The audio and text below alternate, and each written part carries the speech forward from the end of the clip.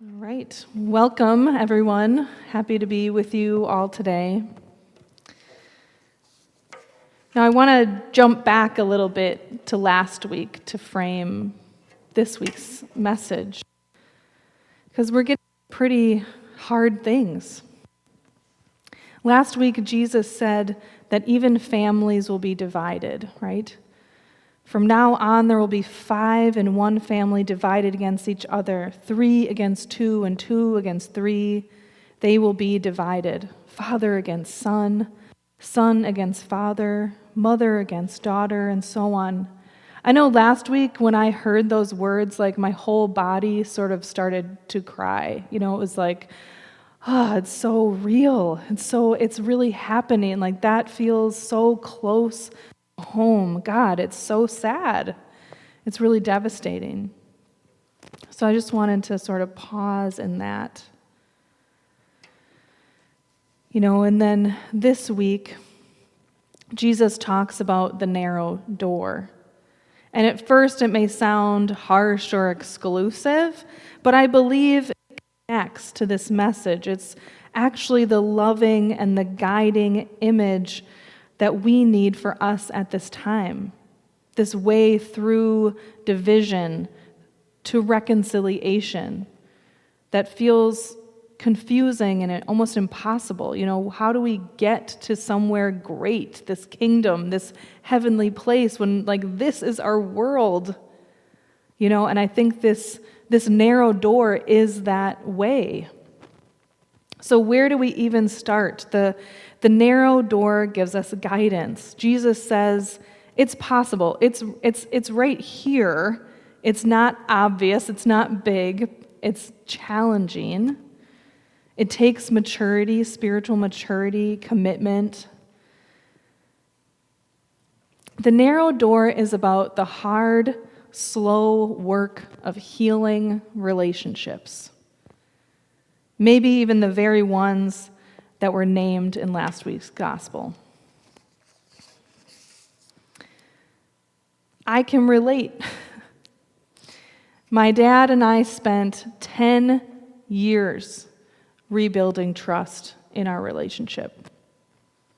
10 years. For a long time, I was cold and sarcastic towards him. And then one day he was like, "What are you so pissed at me about? You treat me the way I treated my dad. Will you just come out with it already?" And it was that moment that it was a risk. It was a risk for both of us to open up. It was a risk for me to tell him why I was so upset, why I was so hurt. And at first, he did get defensive, But I sort of rose into that and stood my ground and said, "Please don't invite me into this conversation, asking me about why I'm so much in pain, and then refuse to listen or take any responsibility." And something shifted. He paused, he softened, he said, "You're right. I am sorry for how I treated you." And he cried. He was able to feel that. And that was the beginning. Over the years, we wrestled with very hard topics. Body shame came up, homophobia came up, racism came up, messy topics. But every time, it sprouted growth. Each visit home became a practice. Learning how to speak my truth without shutting down. Learning how to establish boundaries and learning how to accept when my dad didn't have capacity to be with me in those moments. We took a lot of space. Last year, I interviewed my dad for a chapel service. My dad's a falconer. He's a birder. He races pigeons and raises pigeons. I asked him, "What's the spiritual wisdom that you've gained after you've lived this life loving birds?" That meant the world to him. And it marked a shift in me too.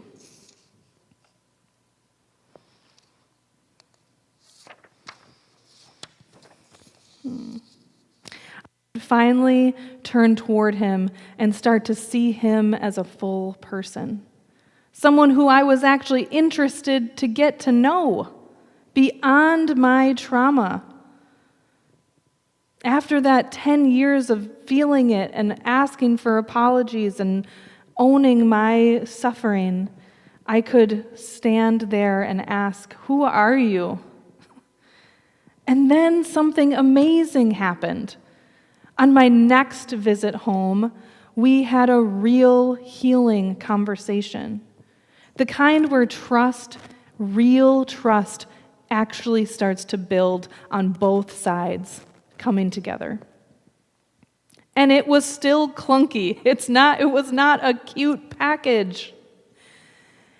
He started out, "Well, that's how the gays think," and I'm like, "Wait, hey, can you pause? I want to have this conversation with you, but if you are speaking, but I need you to speak to me as if you know I'm a part of this community. I'm a part of the queer community. I'm a bisexual person. And when you say things like that, it impacts me. Can you just ask me about my experience?" I could see him kind of recalibrating, okay, and then he said, "Okay, I have a question I want to ask you. Do you think that the chemicals in the food supply are making more people gay these days?" And, he's like, "It seems like there's so many more gay people now." And I know it might sound funny to us, but it was actually very precious. It was so innocent. It was so honest. It's actually one of my most precious questions I think anyone's ever asked me, because it was so curious. It was coming from a place of wanting to know and revealing how much he didn't know. He didn't know and he didn't understand, and that took real courage in that moment to ask me that. And at first, I stumbled, and I almost missed the opportunity to connect with him. I almost messed it up. I was like, "Do you hear how that still is this negative framing?" And he was like, "No, that's not what I mean. I could see him being like, "Don't push me away." And then I was like, "Okay, let me try again." And I stepped back and I took a breath and I said, "No, I don't think that's the cause. But I think more people are out these days because it's safer now, because we've found community, because hiding in the closet is life-threatening. It hurts so deeply. For me, it's about freeing myself from the boxes I was given at birth, from my culture.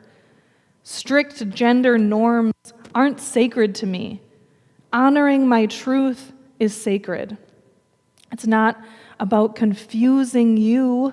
It's about freeing me."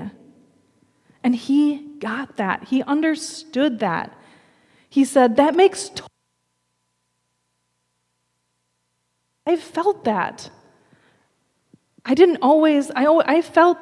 like I don't always fit in. I don't always want to abide by these boxes." And then he asked me, "But why don't you just do it then? Why do you have to blame it on us or be mad at me or whatever? You know what? Just do your thing." And I was like, that is so hard though. Like, I grew up in this culture that told me it was bad. Like, I was bad. I was evil for being gay. My friends get disowned by their family. Religious leaders have told us we're evil. People are killed for saying who they are, especially men who express femininity, especially trans women. That's the ultimate taboo in a misogynistic world. So the truth to me here is that if you're looking for the narrow door, here it is. Heal your relationship to the divine feminine. Heal your relationship so that this feminine and this masculine can live together in harmony in the world, in our bodies. Hatred of women, hatred of queer and trans people is not new. It's been baked into our systems for centuries. Our society was built on devaluing women's labor and punishing anyone who didn't conform. And today's scapegoating of trans lives, it's just the latest form of that same violence. This work repairing our relationship to gender, to the feminine, to each other, it's not just queer people's work. It's humanity's work. It's everybody's responsibility to feel those pains. What parts of us we've rejected. And my dad cried with me. Something he was told was bad. A perfect example of how that same shame showed up in his own life experience. He said, "I never want you to feel excluded. You're always a part of this family. I don't know what to do, but I don't want to exclude you." He admitted his anger was his insecurity, and then he didn't know how to express himself. And that meant the world to me. That right there is what it looks like to walk the path of the narrow door. This honesty, this messy honesty, taking responsibility for our pain and asking for help. What happened with me and my dad, I see is sort of what happened with this community. Spirit of Hope is a story of entering a narrow door, leaving a church system that was no longer life-giving, searching for truth and more freedom and more liberation in something new, something weird, queer. That is the Spirit at work. And I think the hard thing is maybe to admit that even though we leave these systems, we can't really erase the wounds that have brought us here. And we're still connected to the history and the harm of the church, either way. And we still live in a world of broken relationships that need repair and healing. Ourselves, with each other, with creation. This is just where we're at. I believe the narrow door is the path of discipleship that asks us to tend to the quality of relationships all around us. Do we listen to our bodies and honor our inner authority? Do we have friends and chosen family that surround us and support us with unconditional love? Do we have people to sit with and cry with and celebrate and rejoice with? Do we know how to do that? I didn't. I have had to learn. I've had to walk a difficult path to get to that place, and I'm still striving and trying to find it. It still feels like it's over there. But that's the road to salvation. It's not rules and purity tests, it's about relationships that nourish us. And I think that's also why the kingdom of heaven is described as a feast. A feast is a meal. A meal is a web of relationships. It's an image of a web of relationship with our bodies through nutrition, with our neighbors through the sharing, with creation through the food. The Eucharist is the narrow door that invites us to nurture all these bonds. And the good news to me is that we have access to a path, to a guide. We are still holding on to a tradition that helps us to see where to go during this time. A lot of people don't have that. They are lost. They don't have something to say, where do we go? What do we do? I know all the wounds of the world can feel like too much sometimes. But what gives me hope is thinking about this as what the Greeks call a kairos moment. That means it's a critical time for action. It's the right time. That this is actually an opportunity. The world is cracking open at its seams, like a snake shedding some old skin, like a caterpillar becoming a butterfly. Deconstruction is giving way to transformation, something new. The cracking of the world is birthing a new world, the new earth. And every step we take towards the narrow door is like being on this birthing team.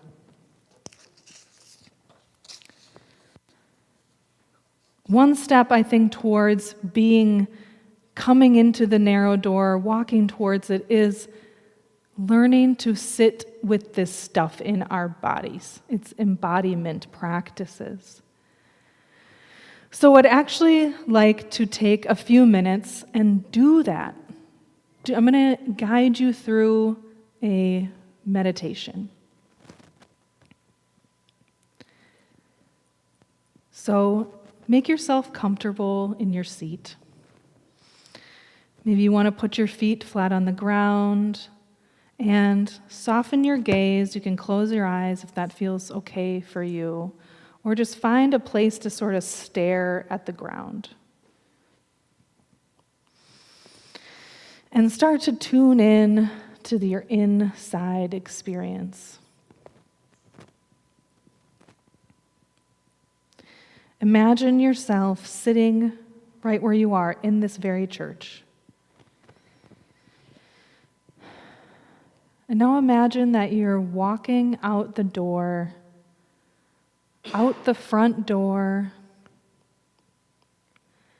and there's a path that leads back towards this field. And out in the field is a door. And you walk towards the door. The door looks very friendly, inviting. And you open it up, and on the other side is a lush garden. There's wildflowers, purple, yellow. There's bees and butterflies buzzing around. There's a bunch of garden beds just full of trellises, full of fruit and vegetables growing. They're so colorful. There's fruit trees. There's a water fountain. The sun is hitting you, and it's so warm. And you just feel safe. You just feel taken care of. And in the garden, you see Mary. You see Jesus. They're there with you. And at some point, you're just walking around enjoying yourself, and then Mary and Jesus, they put their hands in the air and they create a beautiful golden sort of egg-shaped oval with their hands. And they say, "Come and stand here. We will protect you. We will protect you with the source of love, with everything that you need. Just come and be with us in this light." So you step in and just feel the safety in your body. They're with you, they're holding you, they're protecting you. And take a deep breath. It's going to be okay. We can get through this.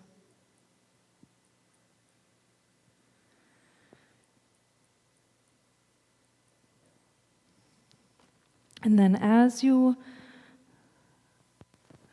receive this gift from them, you walk back to the door. You find your way navigating through the garden back to where you came in. You find the pathway out of the field, back to the road. You're walking back in towards the door of the church. You come back through the glass doors into the chapel, and you find your seat right here. And then when you feel ready, maybe you wiggle your feet or feel your hands on your lap, and then just come back and be with us in this space again.